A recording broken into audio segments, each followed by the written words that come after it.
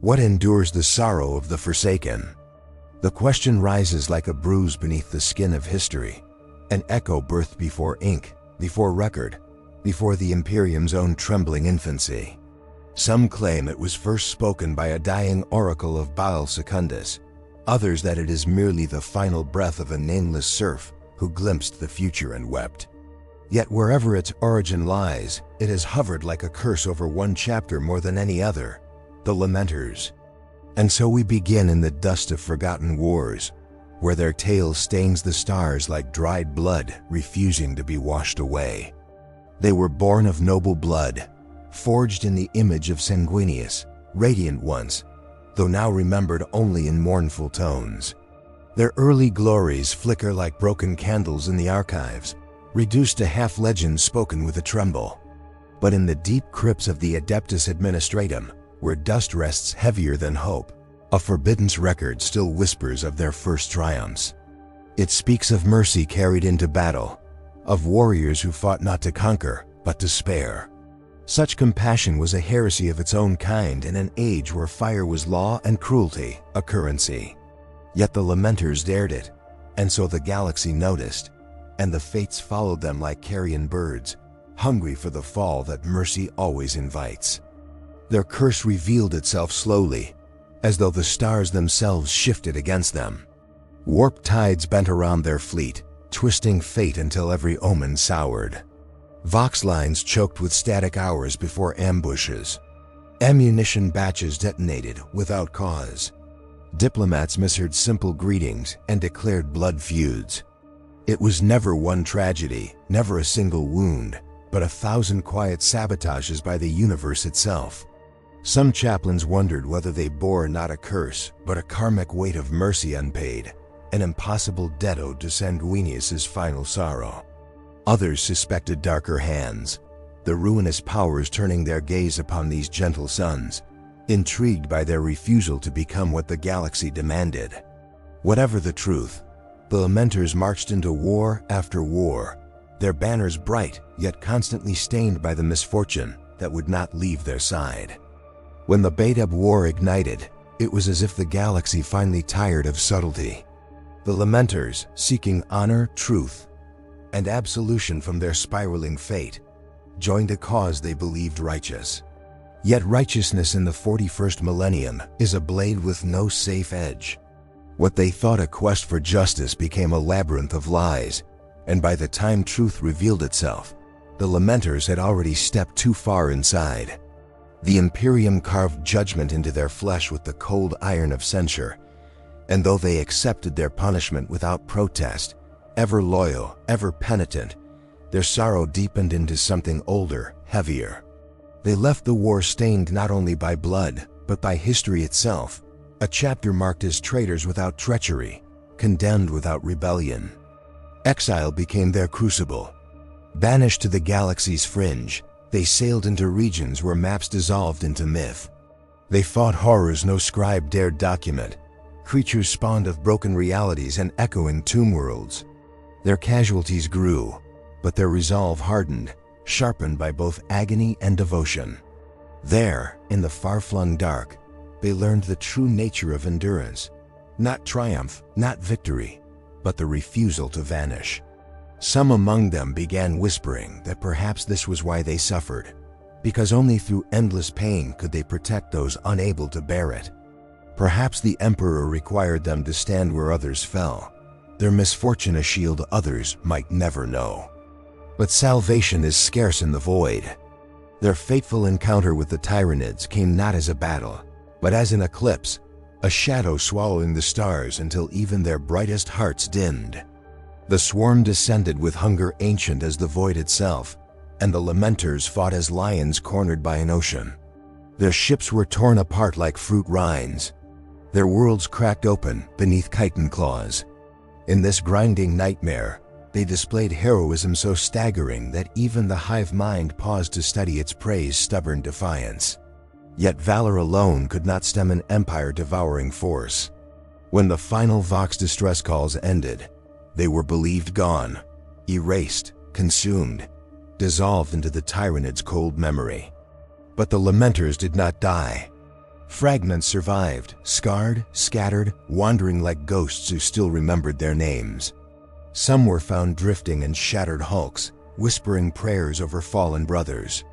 Others clawed their way across infested moons, carrying relics crusted with ichor. Their survival was a miracle, though a terrible one. It proved that even extinction denied them. Even oblivion showed mercy or cruelty by letting them endure.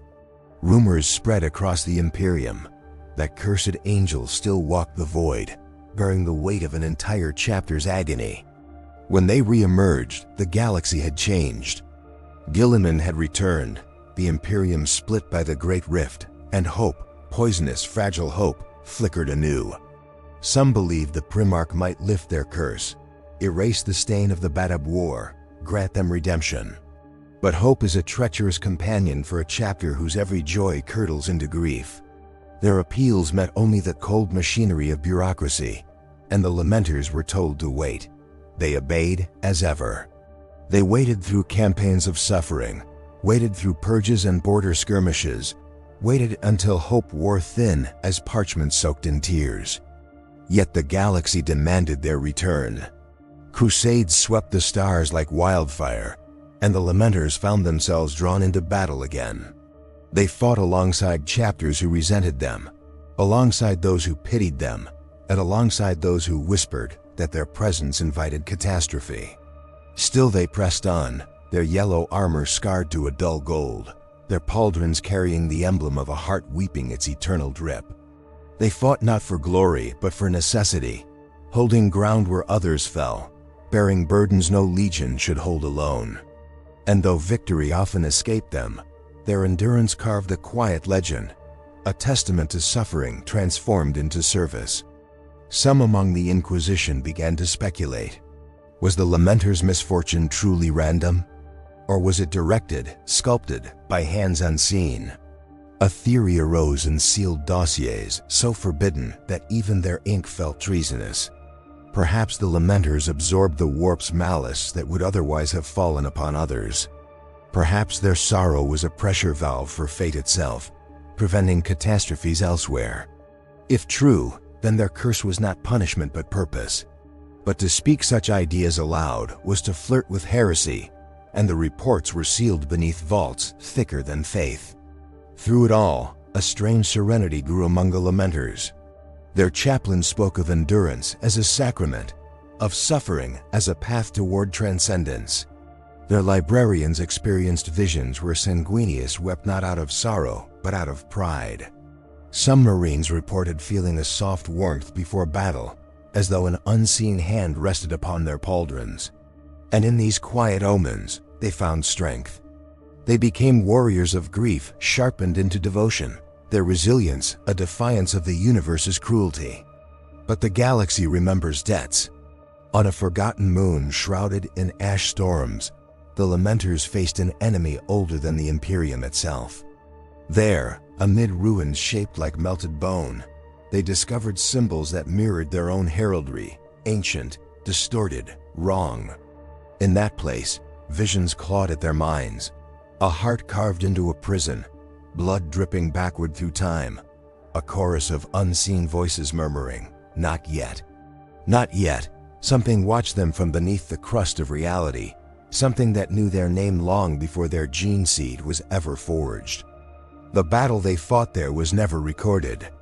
The survivors spoke in broken fragments, as though language itself recoiled from truth. What little they revealed was enough to chill even the boldest archivist. The Lamenters had glimpsed a destiny bound to them by chains older than the Imperium, a fate sealed long before their first cry of war. Now they march onward, their sorrow deepened, their purpose sharpened, their path darker than ever. And in the shattered silence of their last encounter, one whisper remained, a whisper that has not been decoded, a whisper that may yet alter the galaxy. The final lament has already begun. The final lament has already begun. The words tremble through the vaults of memory like a dying star's last shudder. In their wake, silence blooms, deep, cathedral dark, immense. And into that silence slip the thoughts of warriors who have outlived too many dawns. A lamenter kneels amid the rubble of a forgotten moon, gauntlets trembling as he tries to recall the warmth of hope. But hope is a stranger now, a ghost wandering the shell of his heart. Around him, the air smells of dust, ion scorch, and something older, the metallic scent of prophecy. The others feel it too. Awake beneath reality, a presence watching them from behind the veil. Though they speak no warning, their souls whisper the same truth. Something has awakened. Something that knows their sorrow more intimately than their own blood. In the bowels of their flagship spear of penance, the chaplains gather. Their voices roll like thunder muffled beneath stone as they debate the visions carved into their minds by the moon's cursed soil. Faith should anchor them, yet doubt slithers through the cracks like smoke. Brother Chaplain Malchior feels it worst, a cold tendril of fear coiling around his certainties. He wonders whether Sanguinius's grace still shields them, or whether another power has reached out with mockery disguised as revelation. When he confesses this unease, the others recoil. Doubt among the Lamenters is a contagion more dangerous than any Xenos plague, but denial cannot banish truth. The visions will not fade, and beneath their words lies a shared terror. What if their suffering is not divine burden, but manipulation? Below decks, the mortal serfs speak in hushed tones. They are the invisible veins of the chapter, cleaners of relics, carriers of ammunition, keepers of whispered fears. They too felt the shift on that moon, a tremor in the soul that no mortal should sense. One serf, a frail woman named Sarah, claims she saw a shadow move independently of light, trailing one of the Lamenters like a leash. Another swears he heard chanting beneath the hum of the reactors, a chant older than Imperial creed, pulsing like a heartbeat from the ship's lowest decks. Their overseers silence such talk with threats, but rumors breed in darkness, feeding on dread. And dread, once awakened, becomes worship of its own kind. In the Librarius, runes flicker with unstable brilliance. Librarian Verushan pores over star charts and gene scrolls, his mind aching beneath the weight of psionic echoes. The visions that clawed at him on the moon return in waves, a heart suspended in chains of black light, blood falling upward, voices speaking in tones that grind like stone. But buried within the horror, he senses something else, recognition. As though the entity they glimpsed knew their lineage intimately, as though it had been waiting for them. He dares not voice this thought. If the curse of misfortune has a sentience, then perhaps it has a master. And perhaps that master walks closer than any demons they have ever faced. Meanwhile, the ship's reclusium grows crowded with penitent warriors. They kneel before the flickering icons of Sanguinius, seeking solace, but their prayers fall with the weight of lead. Brother Helion presses his brow to the cold marble, whispering ancient catechisms through clenched teeth. Yet for the first time in centuries, he questions whether the Emperor's light still reaches them. Every battle they fight, every wound they suffer, they endure, yes, but to what end? Endurance without salvation is merely another form of torment. When the candles sputter simultaneously, extinguished by a breath of unseen wind, a tremor passes through the gathered warriors. Something is listening. Across the fleet, omens multiply. Astropathic choirs cry out, their minds blistering from a presence threading through the warp. Navigators report constellations shifting in ways that defy physics, as though the galaxy itself seeks to warn them.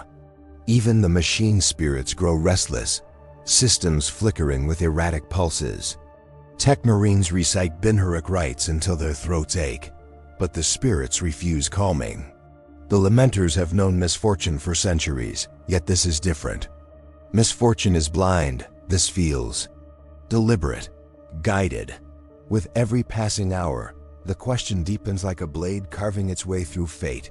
Who mourns the Lamenters, and why? Amid this spiritual corrosion, political shadows stir. Envoys from the Inquisition arrive unannounced, their presence a storm cloaked in authority. They claim to investigate warp anomalies, but their questions spiral tightly around the Lamenters' recent actions. Their tone drips with implication. Their gaze lingers too long on the chapter's relics. Their whisper suggests suspicions darker than the void. Corruption, pax, heretical influence. The chapter master receives them with stoic obedience, but beneath his composure lies a smoldering fury. The Imperium has wounded the Lamenters before, branded them traitors without guilt. Now it seems ready to sharpen that blade once more. Even among the Astartes, fractures widen. Veterans who once would have died for each other now exchange wary glances. Some believe the visions were a warning from Sanguinius, a call to prepare for an unseen war. Others suspect the Betab stain has festered into something spiritual, something unclean. Whispers accuse the librarians accuse the chaplains. The chaplains accuse fate, and as trust falters, unity frays. A chapter built on suffering now trembles beneath suspicion, their bonds strained like cracked ceramite. Doubt, once born, is not easily slain. Into this crucible steps a revelation none anticipated.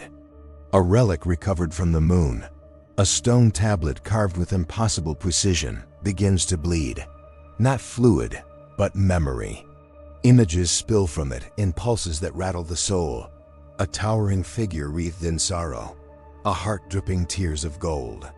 Warriors bearing the Lamenters' heraldry centuries before the chapter's founding. When the final pulse fades, silence swallows the chamber. The implications are ruinous, impossible, heretical. If true, then the Lamenters' origin is not what the Imperium believes. Perhaps it never was. The Inquisitors demand the relic surrendered. The Lamenters refuse. Tensions ignite like promethium near flame. Blades are not drawn, but the threat hangs heavy, coiling through the air like a venomous serpent. Words become weapons. Faith becomes fire. Every oath sworn feels sharp enough to spill blood. On the edge of violence, the ship's lights shatter, plunging the vessel into darkness. A scream echoes, not human, not Astartes, but something in between, as if reality itself cried out. When power returns, the relic is gone, and in its place lies a single line carved into the hull in fresh, gleaming gold. One of you already knows the truth. None among the Lamenters spoke as the words etched in gold burned like an open wound upon the hull. One of you already knows the truth. The message hung in their minds like a whispered prophecy, too intimate and too vast to comprehend. In the reclusium, Brother Helion trembled beneath the dim halos of votive lights, forcing himself to breathe through lungs that had known only war. He prayed for clarity, but clarity refused him. Instead, memories surfaced, fractured glimpses of battles he should not recall, voices he had never heard yet recognized as kin. He felt as if his soul had been rewritten in secret, amended by hands unseen. Beneath the weight of these revelations, he wondered whether belief was a torch or a chain, whether faith illuminated his path or merely blinded him to the abyss beneath. Chaplain Malkier felt the same fracture twisting inside him, a splinter of fear lodged within the bedrock of conviction. He stood alone in a catacomb of statues depicting heroes of Sanguinius, yet tonight, their stone visages seemed accusatory. He replayed the moments on the moon, the visions, the relic, the message. There was no doubt now. Something ancient walked beside their destiny. Something that shaped their suffering with intent. For the first time in centuries, Malkier questioned not just the Emperor's silence, but the motives behind it. The teachings he had carved into countless minds felt suddenly thin, inadequate to cage the monstrous truth straining against the veil. In the Librarius, Varushan's mind convulsed beneath psychic turbulence. The warp roiled around him in colors too painful to name. He saw fragments of timelines spiraling like torn banners, the Lamenters' creation, the Badab War, the Tyranid massacre, but now threads connected them, thin strands of meaning previously concealed. Over and over, he saw a heart of radiant sorrow beating at the center of these events, echoing with a voice that was not Sanguinius's, a voice older, deeper, carved from stellar grief. Varushan tried to peel back another layer, but the warp screamed, battering his sanity. And in that scream he understood. The truth was not hidden because it was forbidden, but because its weight could crush worlds. The mortal serfs grew restless. They felt the rising tension like animals sensing an unseen predator. In the depths of the ship, Asera descended into the unlit maintenance corridors, following a sound like distant weeping. She found nothing but darkness, yet the walls themselves throbbed with sorrow, faint and alive. When she touched a bulkhead, her mind exploded with images, oceans of gold tears, warriors kneeling in broken cathedrals, a colossal figure bound by chains of light. She collapsed, convulsing. Her final whisper as others found her was a single word: remember. Amid this unraveling of certainty, the Inquisitors pressed harder. They interrogated, dissected, accused. Their questions implied a heresy older than the Imperium, one that could, if proven, justify the Lamenters' annihilation. But the chapter master did not bend. His silence hardened into defiance, a quiet rebellion forged from centuries of unjust suffering. Yet he too was shaken. Alone in his sanctum, he felt his gene seed pulse with unfamiliar resonance. A warmth spread through him, not comforting, but mournful, as though his body recognized a truth his mind still feared to confront. In the Strategium, tension erupted. Accusations flew between Astartes, their voices edged with fury. Some claimed Varushan had tampered with the relic. Others insisted one of the chaplains had betrayed them. None dared speak the deeper terror. What if the traitor was not a man, but the truth itself, lurking inside every Lamenter? Blades nearly rose before sergeants intervened, restoring order with iron discipline. But the damage was done, trust had ruptured. And in a chapter built on shared suffering, that wound bled deepest. Warp storms swallowed the fleet's route, forcing them toward an uncharted system. The crew watched as astropathic wards flared like dying suns, their chants escalating into manic shrieks. Varushan hurled himself into a trance to stabilize them, and what he saw froze his hearts. A titanic shadow coiled around the system ahead, weaving sorrow into its orbit like a shroud. It knew they were coming. It had always known. When the fleet translated into real space, they found a star on the brink of death, a swollen crimson giant bleeding energy into the void.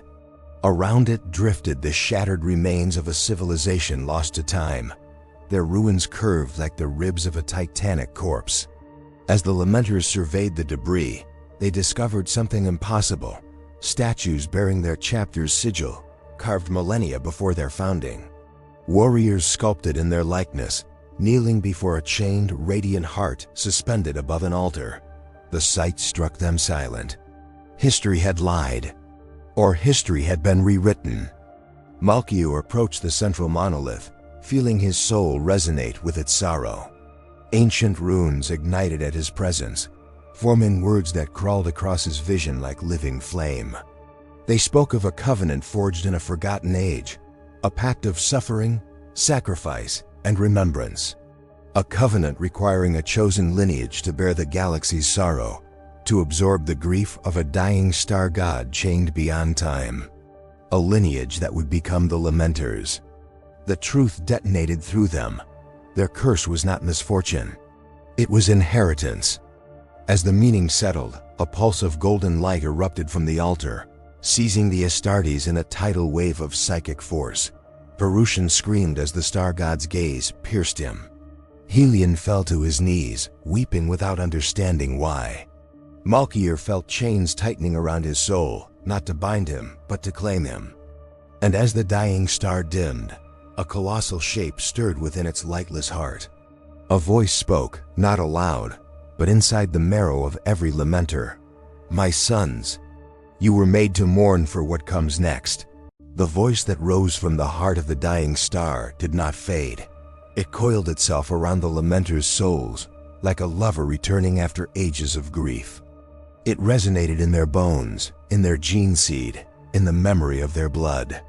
For a moment, every warrior stood suspended between awe and terror, held in the gravity of an ancient calling they had never known, yet somehow always carried. Brother Helion felt his knees crack against the stone as he bowed beneath the unbearable sorrow radiating from the entity. To be claimed by something divine was one thing. To be claimed by something mournful was another. It felt as though the universe itself whispered its tragedies into him, begging to be remembered. And he, helpless, trembling, listened. Chaplain Malkier staggered beneath the weight of revelation. His entire life had been a devotion he believed chosen, earned, hardened by suffering. Now he understood it had been crafted long before his first breath. Their curse was not a punishment, nor a test of loyalty. It was the residue of a covenant older than the Imperium, signed in cosmic agony. His faith, once a fortress, trembled like shattered glass. The oaths he had taken felt fragile, rewritten by a truth that demanded obedience not out of duty, but ancestry. He wondered whether Sanguinius had known, whether the angel had borne this sorrow not alone, but as inheritor of a burden that now passed to them. Varushan saw more than the others. His mind, half flayed by warp strain, was pried open like a book. Visions poured in, entire epics drowned in grief, civilizations extinguished in silence, gods warring in shadows cast before humanity learned to crawl. The radiant heart chained within the star had once been worshipped as a guardian, a weeper of worlds who took upon itself the sorrow of countless dying species. But betrayal had come swift and merciless. Shackled by beings who fed on despair, it had been locked within a decaying sun, condemned to mourn eternally. Varushan screamed as he realized the Lamenters were not mere inheritors. They were fragments of this god's memory made flesh. On the bridge of the Spear of Penance, the crew felt the star tremble. Auspex screens flickered with erratic pulses, energy readings spiking as though the sun were breathing. Even the Inquisitors, hardened by centuries of interrogations and sanctioned horrors, felt their resolve crack. Something beyond imperial doctrine was unfolding. Their authority, their certainty, their holy mandate, all of it seemed small beneath the looming truth that a cosmic pact had been forged behind the Imperium's back. Inquisitor Vale tightened her grip on her Rosarius, whispering a prayer through clenched teeth. She feared not merely heresy, but irrelevance. Serfs fled to the lower decks, clutching relics, icons, or nothing at all. They felt the entity's sorrow as a physical weight, pressing on lungs and hearts, urging them to kneel or collapse. Asera's death now seemed like prophecy, a warning no one understood until too late. Panic spread like wildfire in silence, festering beneath steel floors and flickering lumen strips. In the dark, some began chanting strange phrases that did not belong to Imperial creed, as though the star's voice had found new vessels. The Astartes gathered amid the ruins encircling the altar, forming a circle of steel and gold, scarred by centuries. Their faces were masks of grief and fury. Their entire existence buckled beneath the revelation. They had always believed themselves soldiers of hope, protectors of humanity despite their curse. Now they saw their suffering woven into a cosmic tapestry of betrayal and divine mourning. They were not merely cursed, they were chosen. And choice carried a cost none of them were ready to pay. Some rebels rose among them. Veterans who had survived the Badab War tasted betrayal like ash upon their tongues. They spoke of severing this ancient bond, of rejecting the entity's claim, of forging their destiny by their own blood. Others argued that denying their origin was denying themselves. The battles nearly erupted, not with bolters, but with truth sharpened into accusation. The chapter threatened to fracture as fate tightened around them like a noose. The star trembled again. The entity's presence surged, and its anguish blasted through their minds with apocalyptic force. Memories not their own flooded them. Entire galaxies extinguished, light devoured, gods falling in silence. And beneath it all, a single plea: do not let them free me. Before the appointed hour, the meaning lodged in their hearts like a blade. They were not here to save the entity. They were here to ensure its chains remained intact. The Inquisitors heard the echo, though they could not understand the language. but they understood the danger. A god in chains, a chapter tied to its fate, a secret capable of cleaving the Imperium in two. They readied their weapons. The Lamenters reacted with equal fury. For the first time since the Badab War, they pointed bolters at Imperial servants with intent. As tensions rose to rupture, a psychic shockwave ripped through the system. The star dimmed, and from within its hollow heart, shapes emerged. Silhouettes of beings forged from grief, drifting like phantoms across the void. They moved with purpose, drawn toward the Lamenters as if summoned by blood and memory. Varushan fell to the ground, eyes wide with cosmic terror, as a final revelation sliced through him. "We were never soldiers of the Emperor," he gasped, a voiceless sob tearing through him. "We were created to guard the lock." And as the star split with a thunderous crack, something behind its dying light opened its eyes. The storm broke the moment the final torch guttered out, plunging the catacombs into a darkness so complete it felt alive. Armor scraped stone. Breath froze in prayer or terror. From the abyssal gate rose a tide of shrieking light souls, flayed and reforged into a single vast hunger. The warriors braced, their faith cracking like shattered shields. Yet one stepped forward, helm torn away, eyes burning with the last remnants of defiance.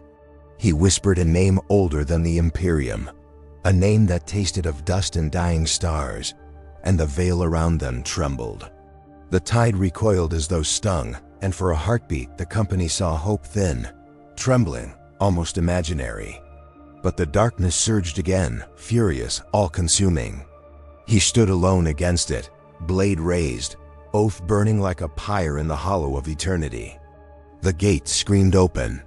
Reality snapped into jagged shards, and the world became a maelstrom of broken timelines and angry gods. Their voices hammered the air, promising glory, begging for surrender, demanding blood.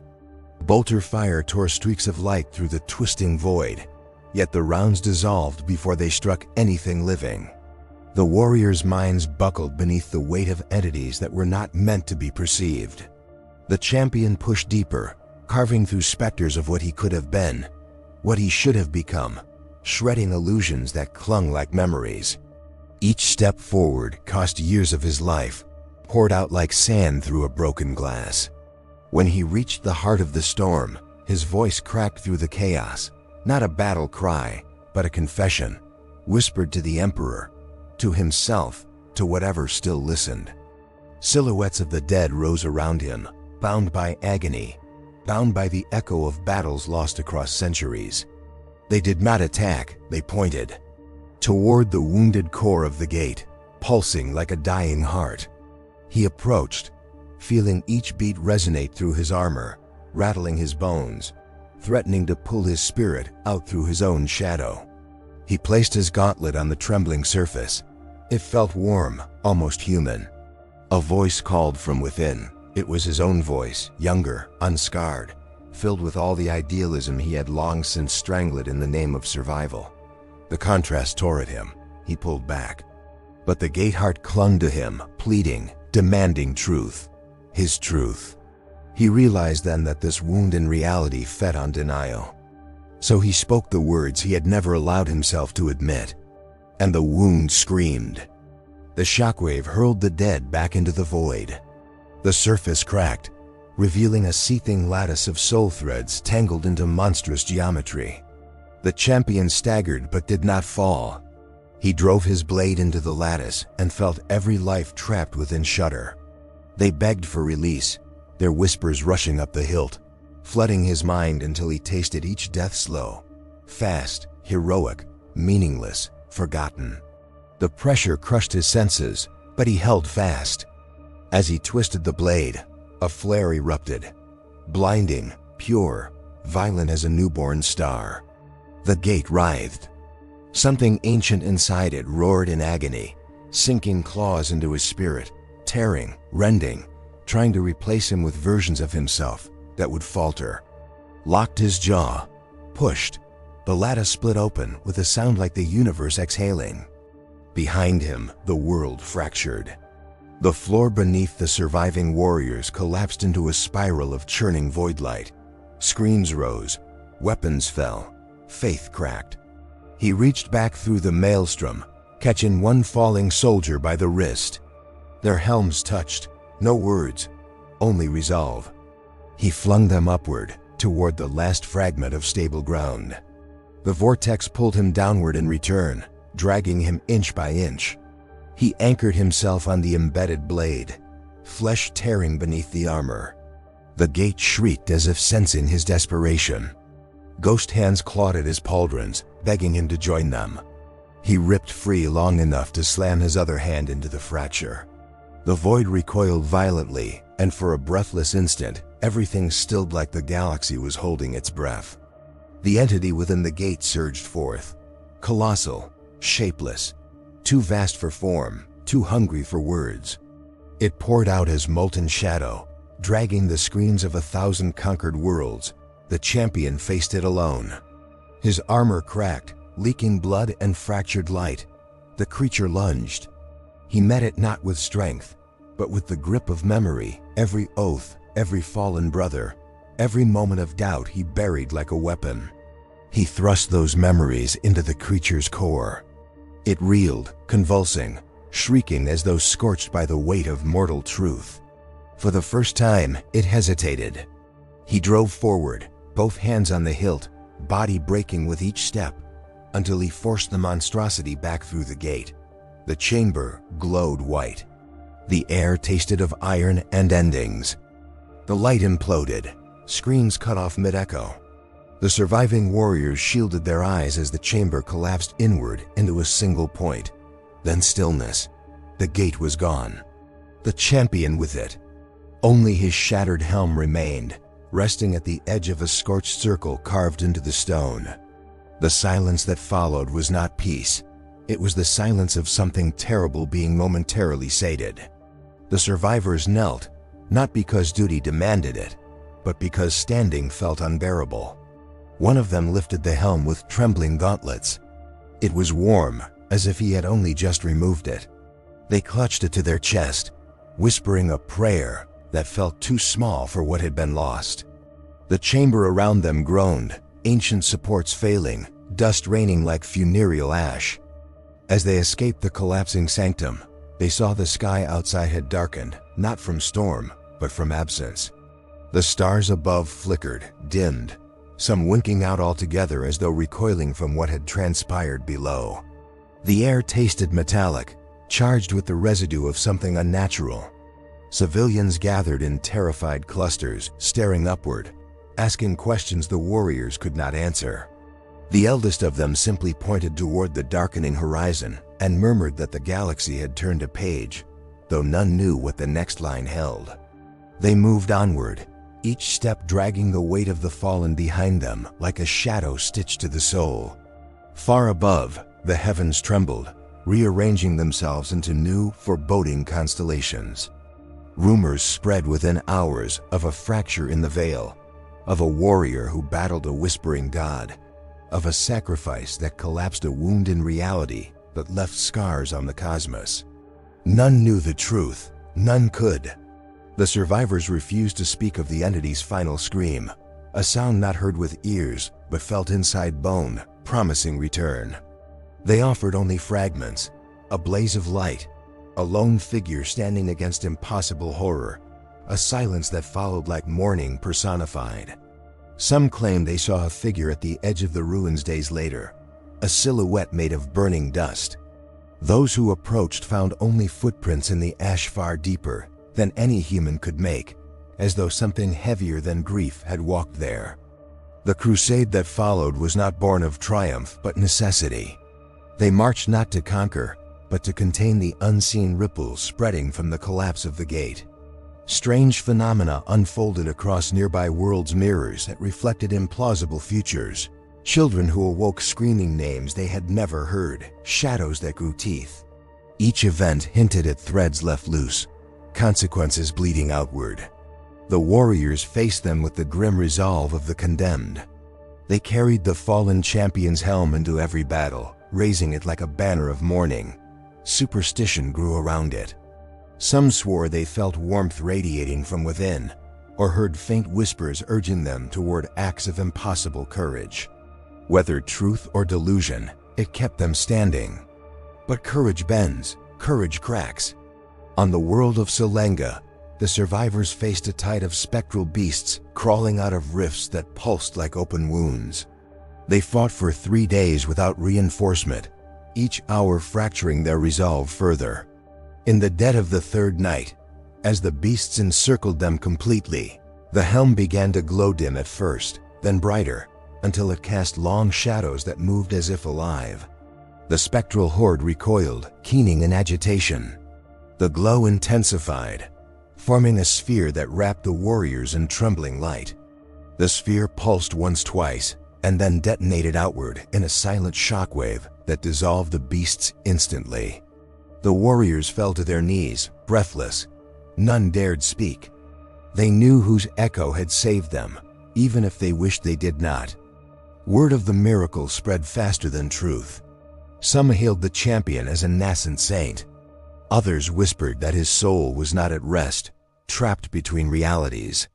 High command demanded the helm be brought for examination, but those who carried it refused. They claimed it was humming faintly now, vibrating like a heart trying to beat again. They feared what dissection might unleash, so they hid it, guarded it, prayed beside it. And yet, the more they revered it, the more they feared the cost. Some nights, the helm bled motes of red light that hovered like fireflies before being sucked back into the metal surface, as if inhaled. A sign? A warning? No one could agree. Only one thing was certain. The galaxy had begun shifting around them, reacting to a sacrifice it had not yet fully digested. In a final attempt to anchor the fraying reality, the warriors returned to the ruins of the shattered sanctum. They carried the helm to the precise spot where the champion made his last stand. The ground pulsed faintly beneath their boots, like a scar that still remembered pain. They placed the helm in the center and backed away. For a moment, nothing happened. Then, slowly the air thickened, trembling with memory. A faint silhouette formed, flickering, unstable, more suggestion than shape. It reached toward the helm, fingers brushing the surface. The warriors held their breath. The silhouette turned its head, as if recognizing them. Its eyes, though hollow, radiated sorrow more profound than any cry. Then it shattered into dust, carried off by a wind that did not exist. The helm dimmed. The earth sighed. In the aftermath, the galaxy felt altered, not broken, not saved, simply shifted. Worlds continued on, but with a subtle tremor beneath the surface, like a heartbeat that had skipped and never quite recovered. The survivors returned to duty, changed in ways they dared not articulate. They spoke less, fought harder, dreamed rarely. And across the void, empires sensed a change in the cosmic balance, murmuring of a new threat or a new hope, none could tell which. The helm was sealed away in a stasis vault, not out of disrespect, but because some sacrifices demand silence. At night when the void lay still, some claimed they felt the faintest tremor, like a distant echo of a blade being drawn, reminding them that nothing sacrificed is ever truly lost, and nothing saved comes without a shadow. The last light bled from the sky as the remnants of the company stepped beyond the sanctum's ruins, carrying only the memory of the one who had vanished into the collapsing gate. The wind moved slowly, as if reluctant to disturb the ash that coated the ground like the remains of forgotten liturgies. They walked without formation, without command, seeking only distance from the place where duty had devoured destiny. One remembrancer followed silent, unseen, scribing their silhouettes against the dying horizon. He wrote not of victory, nor of loss, but of the quiet shape that grief carves into those who survive. Above them, the heavens dimmed, one star after another flickering like exhausted candles. None dared speak the thought forming in all their minds, that the galaxy had aged in a single night, and they were walking through its first tired breaths. Far from the ruins, amid a valley once rich with life, lay the bones of a battlefield long abandoned. The grass had withered into a brittle gray fur that whispered under their boots. Banners, once brilliant with oaths and heraldry, now hung in tatters from rusted poles, fluttering weakly like dying lungs. The remembrancer moved between the relics with reverence, brushing dust from sigils that no longer had meaning. He documented the silence as though it were a living thing, heavy, unsettled, carrying echoes of screams too faint for mortal ears. He watched a warrior kneel before a shattered shrine, tracing the gouged stone with trembling fingers. No prayers followed. Faith had become a fragile ember, glowing but refusing to flame. The remembrancer wondered whether empires truly lived or merely persisted, their forms hollowed by unspoken questions. Night fell like a curtain of mourning cloth. The company made camp in the remnants of a once great fortress, its walls broken into silhouettes that resembled the ribs of a colossal beast. Fires were lit without ceremony, their light too small to challenge the night. The remembrancer listened to the soft clatter of armor being removed by hands weary beyond measure. No songs, no rites, only the rhythm of exhaustion. High above, thunder whispered, though no storm was present, as if the sky were clearing its throat to speak a truth it had long withheld. A single warrior approached the remembrancer, asking not for chronicle or memory, but if the sacrifice would matter. The remembrancer did not answer. He could not. He only wrote the question into his tome, letting the ink carry the weight of uncertainty. Dawn revealed a wasteland of muted colors. The fortress rose behind them like a fossil of forgotten courage. As they marched onward, the remembrancer observed the slow change that had taken root since the gate collapsed, a faint distortion at the edges of reality, as if the world had been stitched together by hurried, imperfect hands. Shadows moved half a heartbeat late. Echoes lingered too long. Nothing overt, nothing violent, but enough to remind them all that the wound in the cosmos had closed unevenly. A warrior glanced at his reflection in a shard of metal and recoiled, claiming his eyes had looked back a moment before he turned. The remembrancer noted every detail, each trembling syllable, realizing the galaxy would wear these subtle scars long after the company turned to dust. Trauma, he understood, does not vanish. It simply quiets itself. They reached a cathedral city swallowed by silence. Once a monument to imperial devotion, it now stood hollow, its spires shattered like broken promises. Statues of saints slumped in ruined alcoves, their stone faces eroded into expressions of sorrow. The warriors entered with measured steps, as though intruding on the chambers of the dead.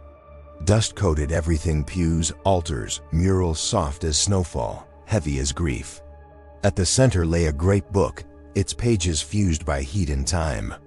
The remembrancer brushed it gently, revealing faint lettering beneath the soot. "We endure so others may hope." He could not decide whether the words were noble or tragic. The company bowed their heads, not in prayer, but in recognition that endurance alone had cost them more than any enemy devised. The cathedral hummed faintly, like a heart that had forgotten how to beat. The journey continued into a region where the stars hung low and dim. Veils of cosmic dust drifted through the sky like shrouds. Nights grew colder, days shorter. The warriors spoke little now, conserving breath as though the air itself were rationed. The remembrancer walked beside the captain, studying the way his gaze lingered on the horizon, searching for signs of meaning in a galaxy growing increasingly unfamiliar. When they rested, he asked the captain what he believed survived the longest in war: faith, duty, memory, or regret. The captain paused for a long, brittle moment before answering that only burden remained eternal. The remembrancer inked the words into his tome with a trembling hand, for he suspected they might be the last honest answer anyone in this age could give. A storm unlike any natural phenomenon swept in, silent, luminescent, veined with ghostly patterns that spiraled like dying constellations. The company took shelter beneath a fractured overpass, watching the storm pass through the air rather than across it. Light passed through metal, yet cast shadows where none should be. The remembrancer stared at the phenomenon, realizing he was witnessing a lingering echo of the gate's collapse, like a sigh from the wounded fabric of reality. When the storm faded, it left the world washed in an eerie calm.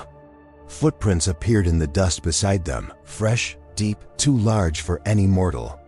The warriors tightened their grips on their weapons. But nothing followed the prints, nothing breathed, nothing hunted. The remembrancer noted every detail, uncertain whether the tracks belonged to the champion or to something that had slipped into existence through his sacrifice. They crossed plains littered with relics half buried in the earth, broken war machines, the skeletal remains of titans, armor plates scorched black by forgotten beams of annihilation. The wind sang through the husks with a hollow tremor, carrying with it a dirge older than the Imperium itself. One warrior found a helm split cleanly in two, its inner lining stained with long-dried blood. He held it as though it were a newborn, whispering apologies to a fallen brother he could not name. Others gathered, murmuring prayers for strangers whose final moments they could only guess. The remembrancer felt a tightness in his chest. He realized the galaxy was full of graves no one mourned, sacrifices no one remembered, victories no one celebrated. He wondered how many more would crumble into anonymity before the stars grew weary of watching. As they neared the edge of Imperial reach, they found a settlement clinging to survival like moss on stone. Its people emerged with hollow eyes and hesitant hands, offering water and silence. The company rested there briefly. Children examined the warriors' armor with a reverence born not of admiration, but of fear, the kind of fear that understood too well what power demands in payment. The remembrancer stayed behind to record their stories, a sky that sometimes whispered, rivers that flowed backward for hours, statues that wept dust at sunset. These were the aftershocks of the cosmic wound. Not dangerous yet but unsettling in a way that eroded the soul grain by grain. Before departing, a villager asked whether the Emperor still watched. The remembrancer hesitated, then bowed in a gesture that meant everything and nothing. Their final march brought them to a cliff overlooking a star-flecked desert. Below lay rusted tanks, collapsed bunkers, and the melted remnants of a basilica whose bells had fused into a single mass of twisted metal. The air shimmered with heat and memory. The warriors set their packs down, forming a loose circle. No speeches, no rites, only silence. The remembrancer stood at the center, holding his tome filled with tears, ash and truth. He looked at the faces around him, scarred, hollowed, but still standing, and understood this was the ending written not in triumph, but in survival. He asked the company what they desired to be remembered for. One replied softly, that we did not turn away.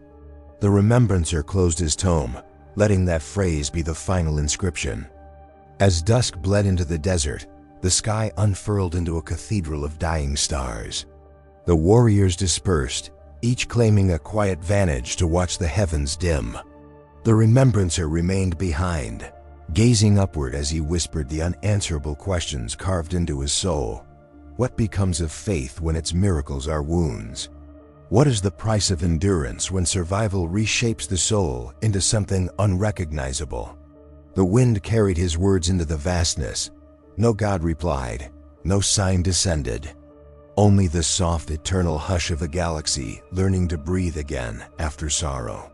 He dipped his quill one final time, not to write, but to let the ink drip freely onto the sand in offering to memory itself. Then he closed his chronicle and whispered to the unseen, "Let those who witness this stand with us." If you've walked with us to the end of this tale, like, subscribe, share, and leave your thoughts in the comments.